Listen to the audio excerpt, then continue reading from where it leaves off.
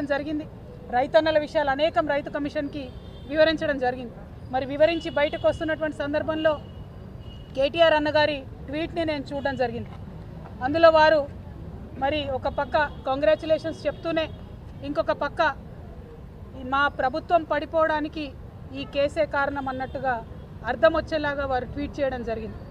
ఇవాళ నేను పొద్దున్నుండి BRS party social media ఏదైతే అనేక రకాలైనటువంటి కమెంట్స్ చేస్తూ ఉన్నారో, ఏదైతే మొత్తం బీఆర్ఎస్ పార్టీ ఇక్కడ రాష్ట్రంలో ఓడిపోవడానికి ఈ కేసే కారణమని ఒక ట్విస్ట్ ఇచ్చే ప్రయత్నం చేస్తూ ఉన్నారో, వాళ్ళందరినీ కేటీఆర్ రామారావు గారిని సూటిగా నేను ఒక ప్రశ్న అడుగుతా ఉన్నా.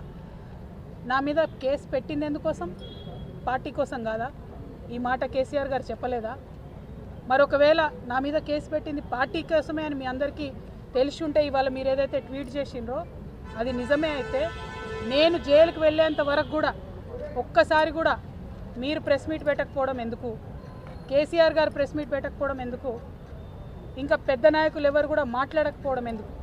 అంటే ఆనాడేమో నేను ఒంటరిగా ఫేస్ చేసుకోవాలి, పార్టీ సోషల్ మీడియా కనీసం సపోర్ట్ చేయదు. ఆనాడు బీజేపీ సోషల్ మీడియా అంతా నేను అత్యంత పవిత్రంగా 9 రోజులు అన్నం మెతుకు తినకుండా బతుకమ్మ చేసే వ్యక్తిని నేను. అత్యంత పవిత్రంగా నేను బతుకమ్మ ఎత్తుకొని ఈ జాతి సంస్కృతిని చాటి చెప్పినటువంటి బిడ్డను నేను. ఆ బతుకమ్మ ప్లేస్లో లిక్కర్ బాటిల్ పెడితే బీఆర్ఎస్ పార్టీ సోషల్ మీడియా ఆనాడు ఏమైంది?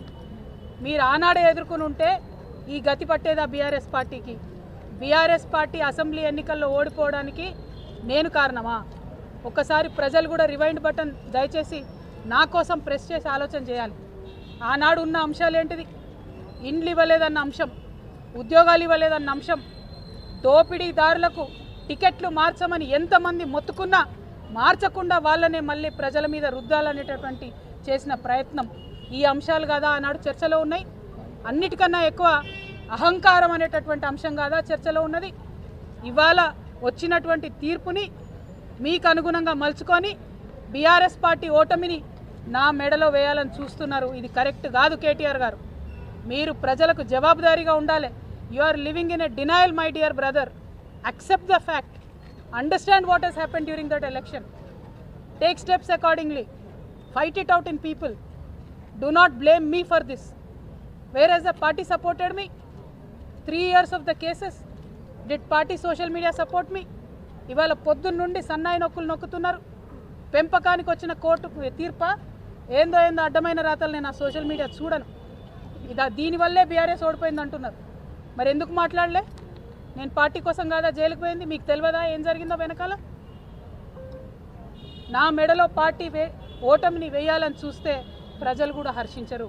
ఇవాళ నేను కోరేది ఒక్కటే, నిజాలు చెప్పండి దయచేసి. నేను ఆనాడు నిజమే చెప్పి నాకు సంబంధం లేదని ఇవాళ న్యాయస్థానం కూడా నా నిజాన్ని సమర్థించింది. రేపు 2 నెలల్లో నేను కొత్త పార్టీ పెట్టబోతా ఉన్నా. ఆ దేవుడు ఆశీర్వాదంగానే ఇవాళ తీర్పు వచ్చిందని చెప్పి నేను మొన్ననే చెప్పిన రాజకీయం చేయాలంటే ధైర్యం ఉండాలి, ఓడిపోతే ఒప్పుకునే ధైర్యం ఉండాలి. నిజామాబాద్లో నేను ఓడిపోయినాడు ఒకటే మాట చెప్పిన, ప్రజలు ఇచ్చిన ఏ తీర్పునైనా శిరసావిస్తా అని చెప్పిన తప్పితే కారణాలు వెతకలేదు. ఇవాళ వచ్చిన తీర్పుని దీనివల్లనే ఓడిపోయిందని చెప్తున్నారు. అన్న రాసిన ట్వీట్లో, రామన్న గారు కేటీఆర్ గారు రాసిన ట్వీట్లో కేజ్రీవాల్ గారి ప్రభుత్వం ఓడిపోయిందన్నారు. ఓడిపోయి ఉండొచ్చు, అక్కడ సంగతి నాకు తెలియదు. కేజ్రీవాల్ గారు అరెస్ట్ అయినాక ఎన్నికలు వచ్చినాయి. ఇక్కడ నన్ను అరెస్ట్ కాకముందే ఎన్నికలు వచ్చినాయి. మీరు ఫ్యాక్ట్స్ని ట్విస్ట్ చేసి సోషల్ మీడియాలో మాకు పెద్ద ఆర్మీ ఉంది, పేడ్ బ్యాచ్ ఉంది, నేను ఏది మాట్లాడినా నడుస్తుంది చెల్లుతుంది అనుకుంటే ఆ రోజులు పోయినాయి. దయచేసి నిజం చెప్పండి. నాకు ఆర్మీ లేదు, గిర్మీ లేదు, నాకు ఉన్నది గివిలే అబ్బా. ఈ పిడికడు మందితోనే ఈ రాష్ట్రంలో ఒక కొత్త రాజకీయ శక్తి ప్రజల పక్షాన నిలబడి పని చేస్తాం. కానీ చేతులు జోడించి తెలంగాణ ప్రజలకు మాత్రం ఒకటి విజ్ఞప్తి చేస్తున్నా. ఒక ఆడబిడ్డ కష్టంలో ఉన్నప్పుడు అడ్డమైన పేర్లు పెట్టి, అడ్డమైన టైటిల్స్ పెట్టి, సోషల్ మీడియాలో నాలుకకు ఎంత వస్తే అంత మాట్లాడినటువంటి అడ్డగాడిదలు మాత్రం సమయం వచ్చినప్పుడు బుద్ధి చెప్పాలని ప్రార్థన చేస్తూ మీ అందరి దగ్గర సెలవు తీసుకుంటున్నా. Thank you. జై తెలంగాణ, జై తెలంగాణ, జై జాగృతి. చాలా మంది మీ పార్టీలో నాయకులు సేమ్ ఇదే విమర్శలు చేశారు. మీ వల్లనే పార్టీ ఓడిపోయిందని బయట ప్రచారం కూడా చేశారు. రీసెంట్ గా కూడా కొంతమంది మీరు చేసిన విమర్శల తర్వాత కూడా ఇదే ఘాటనే విమర్శలు చేశారు.